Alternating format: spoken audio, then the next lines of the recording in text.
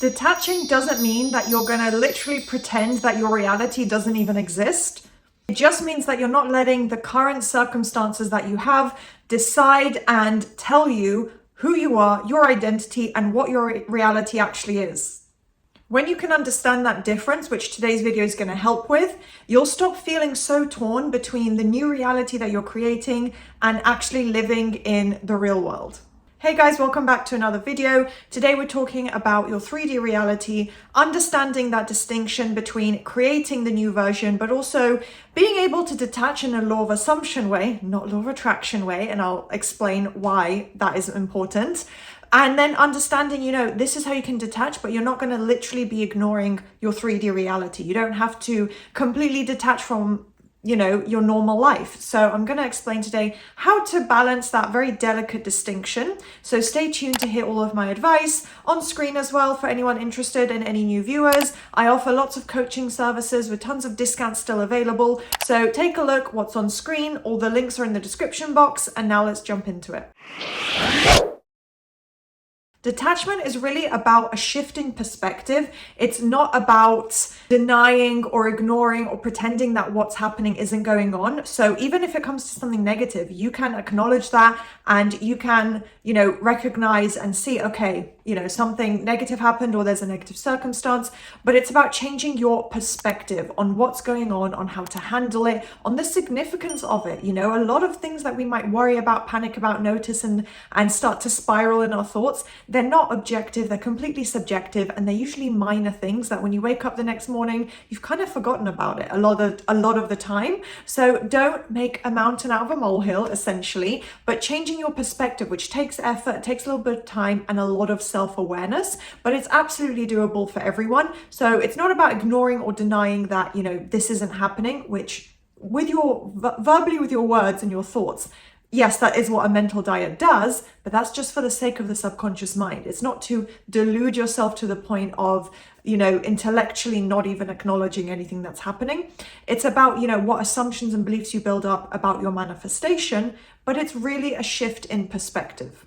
And what this can mean essentially is not thinking of the 3D reality as, the be all end all, the final result of your manifestation, of what everything means, of, whether you can have your manifestation, your specific person or not. It's about a temporary reflection of what's going on internally, a temporary reflection of where your assumptions and circumstances have focused up until now. So obviously you guys are probably watching this on your manifesting journey, maybe hitting a road bump along the way right now, but you will have, already been manifesting and knowing that you're putting in the work with affirmations, with repetition. So therefore it doesn't mean that what you're seeing is, this is the outcome of your manifestation. You probably know and recognize it's probably the old story, the old circumstances, but it will shift around because, as I said, you guys are hopefully at that point where you are putting in the effort, the repetition, the consistency. So it takes time to build that up. But remember, the way to kind of view your 3D when it's negative, when it's not reflecting the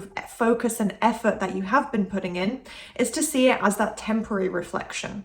So if you see things that don't align with that new version, that new reality you're creating, which just means the new outcome, and what all of that means, whether it's a relationship, a job, personal changes, financial changes, stop giving significance and meaning to those things. So if it's the opposite, like I said, you can acknowledge it, you can consciously, intellectually, acknowledge what's happening. I'm not saying you have to immediately start running the other way, but be careful with where your mind goes from there. Be on top of your mental diet, and also just knowing that, this isn't final, and that when something shows up, because it likely will, or will likely continue to a little bit, maybe even just a little bit longer for most of you guys, that again, it's no reason to panic or spiral or even give up completely.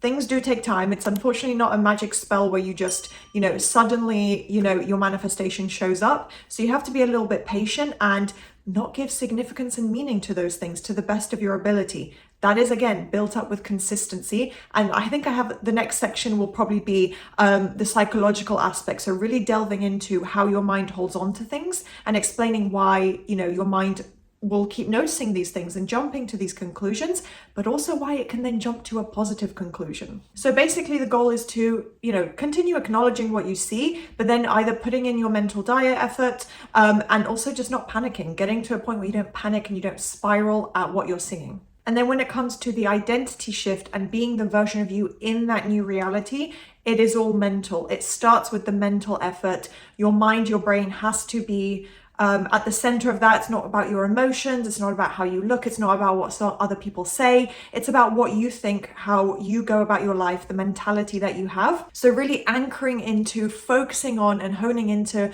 the version of you who's in that end result. And that's going to look slightly different for everyone, obviously. But what does that look like? Who is that version of you who's already in the end result? Try and think from that version. And when negative assumptions creep up into your thoughts, which they, again, very likely will, it's not a sign of failure or something going wrong. Sometimes if it's been really tough and persistent over the years and just something that you've held on to emotionally, yeah, it's going to take a little bit more effort to get rid of it. But label those negative assumptions and the negative things that you see as the old story. Put it into that box, compartmentalize it as the old story. This is not my new reality. That's the old version. That is long gone, dead and gone.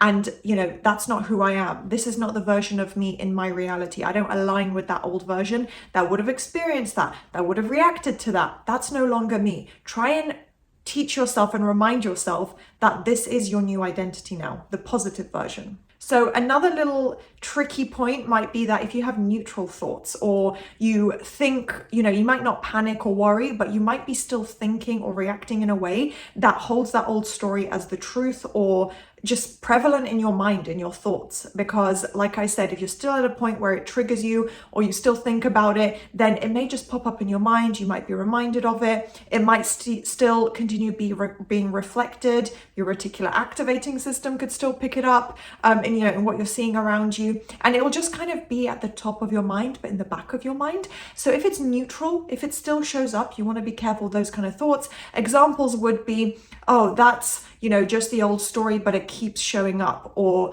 SP ignored my text, but I'm not getting triggered.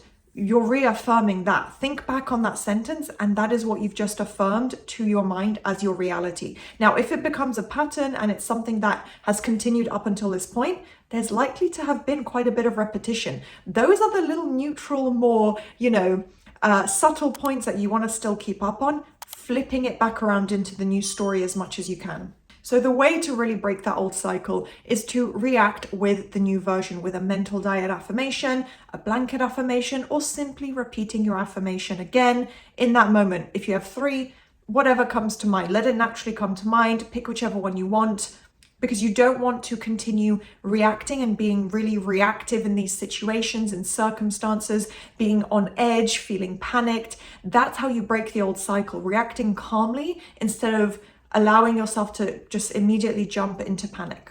Also, something subtle that sometimes my clients have come to me with, or people might think, that if you just ignore it, it goes away, and thinking, oh, well, I didn't react, so it's fine. But you want to redirect those thoughts back to the new story, because if you simply ignore it and let it go, that's still sitting in your mind. You haven't counteracted it and erased and replaced it with a new positive affirmation. I also want to remind you guys that it doesn't need to be perfect. It's not about perfection and, having constantly positive thoughts or, oh, I had a bad dream or I had a couple bad thoughts, so this is really bad. It's not about having perfect thoughts, and you never will, because we're all human. We can't just be programmed to constantly, live in this utopia. And that's normal and that's fine. But it's about the consistency and the dominant story, which I've delved into a lot in my past videos. But yeah, your mental diet, it doesn't have to be perfect. Just try and catch, as many thoughts as you can. Try and be on top of your mental diet, because it's really that repetition that is going to retrain your mind. So what your brain really holds on to and accepts, and again, the subconscious mind just accepts the repetition, is how you react and what meaning you assign to, circumstances and things that happen, events and conversations that go on in your life.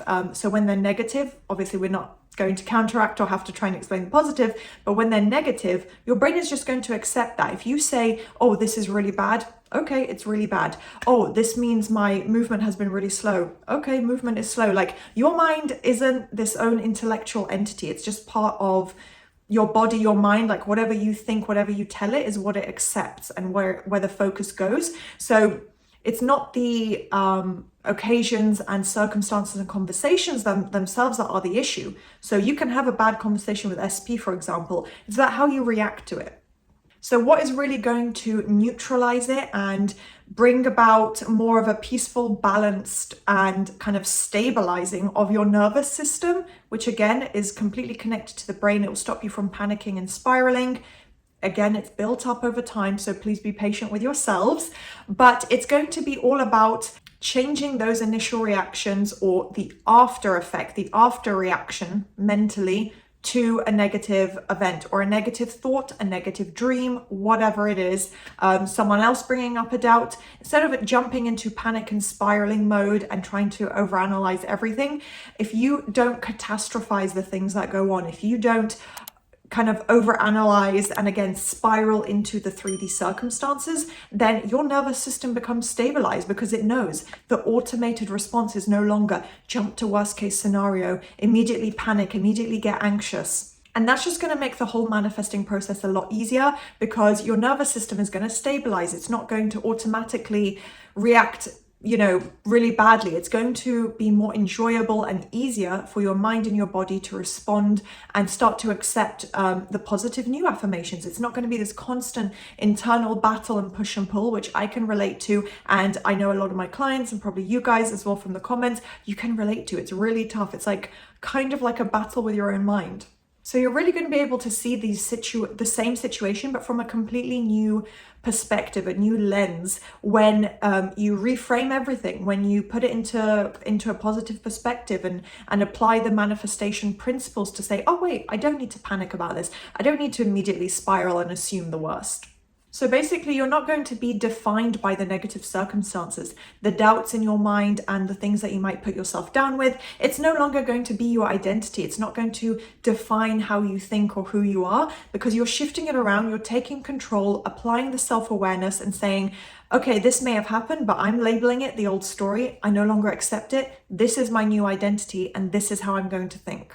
So when you let go of that reactive state and getting out of immediately jumping to a negative reaction, your inner reality stabilizes, your nervous system stabilizes, your subconscious mind starts to accept it. And that is when the outer reality follows and also starts to reflect that back to you.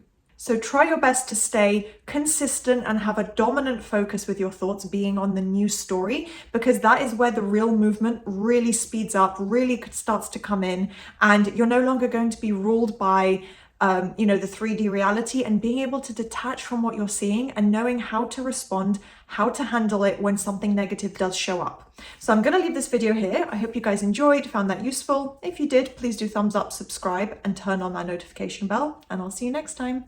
Bye.